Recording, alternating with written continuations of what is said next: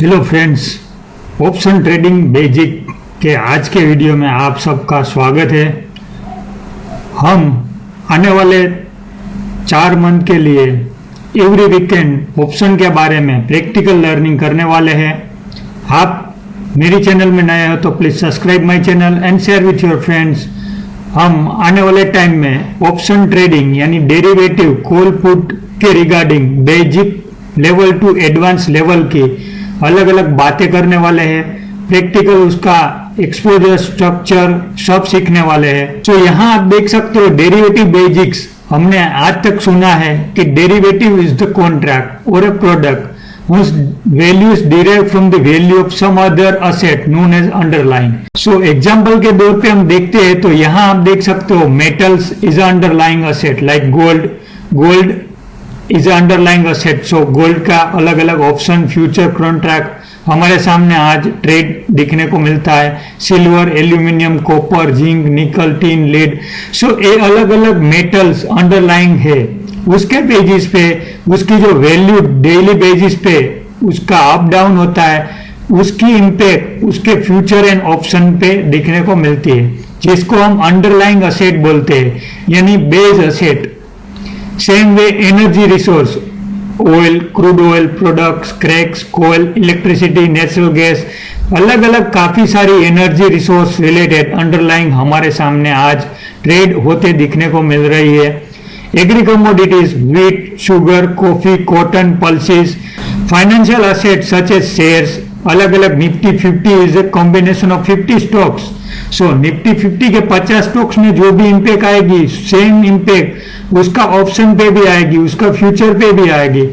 Bonds, foreign exchange, सो अलग अलग underline के माध्यम से उसका अलग अलग फ्यूचर और ऑप्शन हमको आज ट्रेड करने को दिख रहा। हम डेरिवेटिव मार्केट की हिस्ट्री पहले देखते हैं तो ये जो पूरा डेरिवेटिव का जहाँ यूरोपियन का ट्रेड फेयर होता था, सेलर आके साइन करते थे कॉन्ट्रैक्ट और वो जो प्रोडक्ट की साइन कोई भी मतलब कॉन्ट्रैक्ट किया है वो फ्यूचर में वो आइटम की डिलीवरी प्रॉमिस करता था एंड आइटम का उस पर ट्रांजेक्शन पूरा होता था।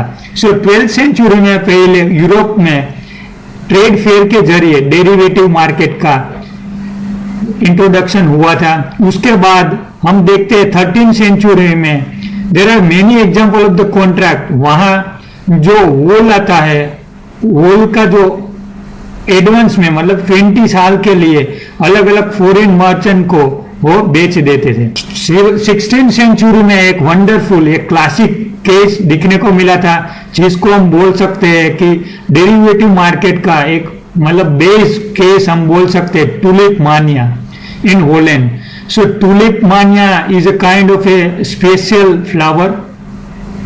इस केस में हम देखने वाले हैं कि ये जो पूरा fortune were the lost after speculative boom in the tulip future, ये चला था मार्केट में नवंबर 12 से मई मंथ तक।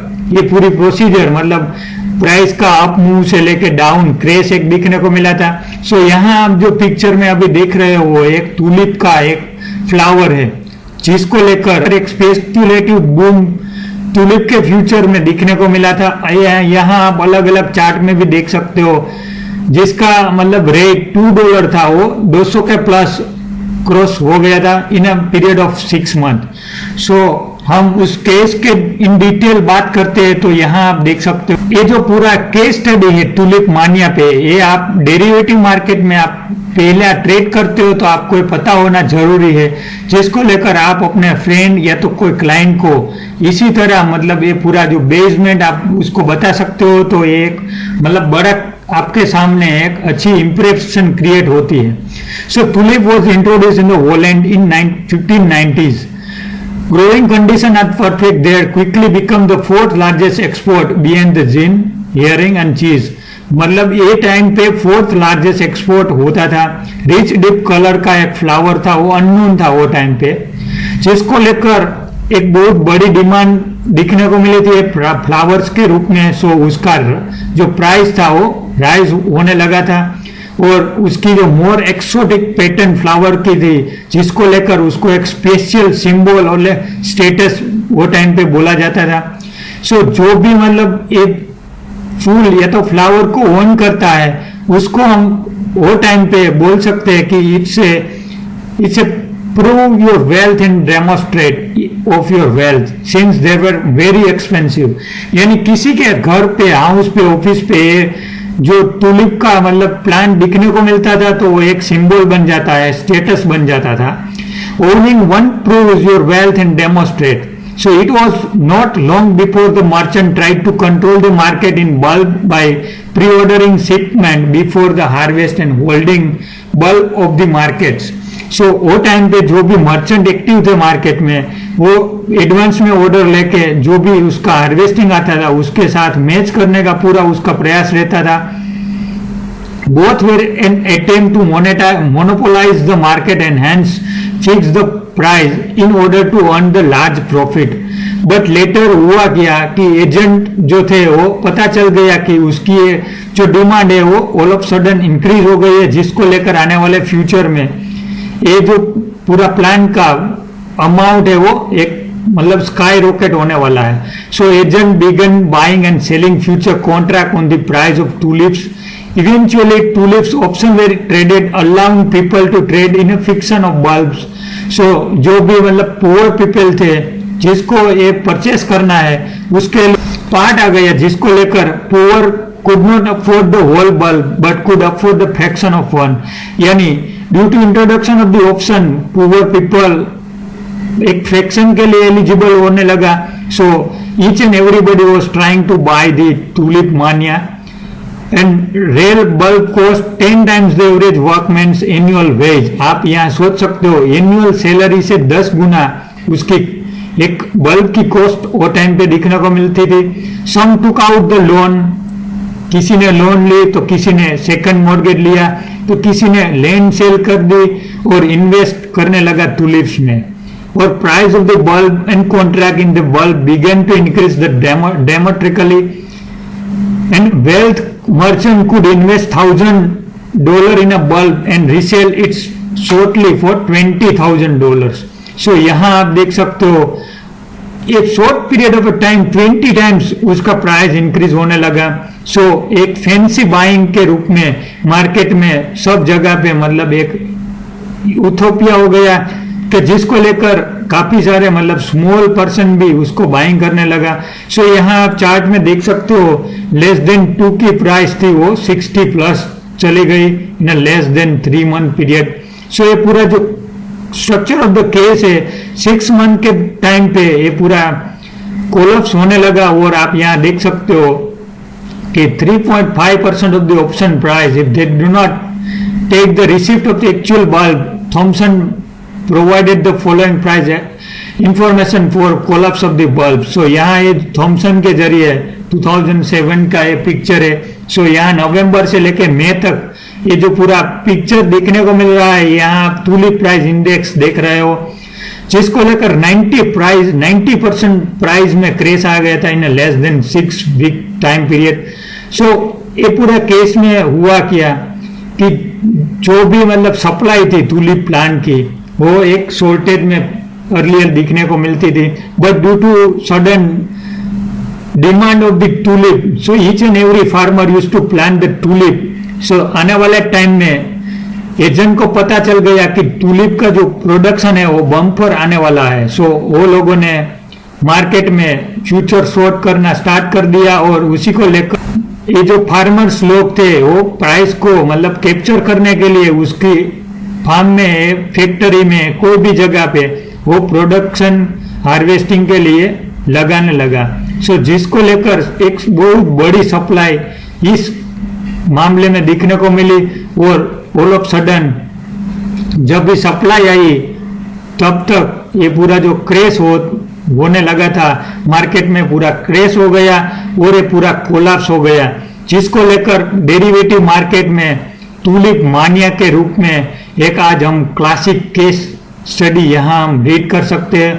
17th सेंचुरी में राइस का डेवलपमेंट उसका, जिसको लेकर जो प्रोड्यूसर थे राइस का वो टाइम पे राइस के प्राइस में एक बहुत अनसर्टेनिटी रहती थी, बेड वेदर रह जाता था.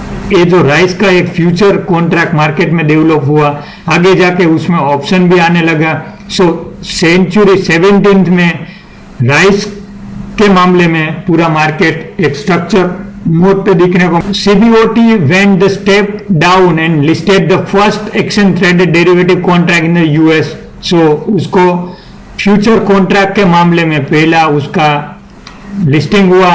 फिर 1919 में Chicago butter and egg board ने स्पिन ऑफ किया और सीबीओटी को एक recognise allowed the future trading यानी एक पूरा सेगमेंट सीएमई के जरिए, लेटर उसका नाम चेंज हो गया और सीएमई के जरिए फ्यूचर ट्रेडिंग में उसको अलाउड हुआ। सो ये जो अलग अलग 5 रीजन है जिसको हम बोल सकते हैं कि डेरिवेटिव मार्केट में एक इन्फ्लुएंस, एक ग्रोथ दिखने को मिला, ये 5 फैक्टर के जरिए। यहां आप देख सकते हो इंडियन मार्केट में 24th मेंबर की 1996 में एलसी गुप्ता के जरिए एक कमेटी रची गई जिसको लेकर अलग अलग उसका कमेटी के जरिए रिपोर्ट प्रिपेयर किया गया। 1998 में उसने एक रिकमेंडेड किया सिक्योरिटीज को लेकर एक रेगुलेटरी फ्रेमवर्क जिसको लेकर हम बोल सकते हैं कि 1999 में security contract regulation act SCRA का एक अमेंडमेंट हुआ जिसको लेकर डेरिवेटिव मार्केट में एक अलग से मतलब एक अलग माध्यम के लिए डेवलपमेंट हुआ और एक बिजनेस एक्टिविटी के जरिए उसका एक अनोखा इंपॉर्टेंस इंक्रीज कर दिया और अलग अलग रूप से उसको गवर्नेंस में लाया गया। और ये मतलब नियर टू 2000 के टाइम पे डेरिवेटिव मार्केट का इन्वॉल्वमेंट हुआ इन इंडियन कॉन्टेक्स्ट। बाद में एक्सचेंज ट्रेडेड डेरिवेटिव स्टार्ट हुआ जून 2000 में with the permission of SEBI and BSE and NSE ने इक्विटी डेरिवेटिव सेगमेंट इंट्रोड्यूस किया। फिर सेबी ने अप्रूव किया trading in index future contracts based on the Nifty and Sensex. So initially Nifty and Sensex का future contract पहले आया था, बाद में 2001 में ऑप्शन आया इंडिविजुअल स्टॉक्स का इन जुलाई 2001। सो जून में फ्यूचर आया, जुलाई 2001 में ऑफिशियली ऑप्शंस इंडिविजुअल स्टॉक्स का मार्केट में ट्रेडिंग स्टार्ट हुआ। सो आप बीइंग नोविस या तो बिगिनर्स या तो आप 10 साल से भी डेरिवेटिव मार्केट में वर्क करते हो और आपको एक टुलिप मानिया या तो राइस का कब डेवलपमेंट हुआ या तो इंडियन कॉन्टेक्स्ट में डेरिवेटिव का क्या इंपॉर्टेंस है वो आपको जानना जरूरी है। फिर future contracts on individual stock started in November 2001 यानी हम बोल सकते हैं नवंबर 2001 यानी 2001 was a wonderful year for the development of derivatives future and options for Indian market. उसके बाद यहां आप देख सकते हो उसकी अलग अलग प्रोडक्ट के रूप में हमको फॉरवर्ड, फ्यूचर, ऑप्शन, स्वैप के जरिए अलग अलग उसका ऑप्शंस आज की डेट में ट्रेड करने को दिख रहा है। आगे जाके हम 1 बाय 1 डिटेल में आने वाले 4 मंथ के पीरियड के टाइम पे वीकेंड बेसिस पे लर्निंग के माध्यम से हम डिटेल में एनालिसिस देखने वाले हैं, सीखने वाले हैं। सो मैं आशा करता हूं कि आपको ये जो हम अलग सीरीज डेरिवेटिव लर्निंग को हम बढ़ावा देना चाहते हैं जिसको लेकर आपका जो नॉलेज है बिगिनर्स टू एक्सपर्ट लेवल आप किसी तरह मतलब वो माध्यम को आप अवेल कर सकते हो, क्योंकि आज डेरिवेटिव सीखने के लिए काफी सारे पेड जो अलग अलग ट्रेनिंग या तो वेबिनार के जरिए 50,000 की प्लस फीस लेते हैं। आज का जो वीडियो बनाने का मेन मोटिव है so to create a environment for the derivative market कि वर्ल्ड में डेरिवेटिव कैसे इंट्रोड्यूस हुआ, फिर इंडियन में कैसे हुआ, फिर उसकी अलग अलग प्रोडक्ट क्या है, डेरिवेटिव मार्केट में कौन कौन से पार्टिसिपेंट काम करते हैं, हेजर्स, स्पेकुलेटर या तो ट्रेडर, आर्बिट्रेजर। सो उसके जरिए हम डिटेल में 1 बाय 1 पॉइंट सीखने वाले हैं।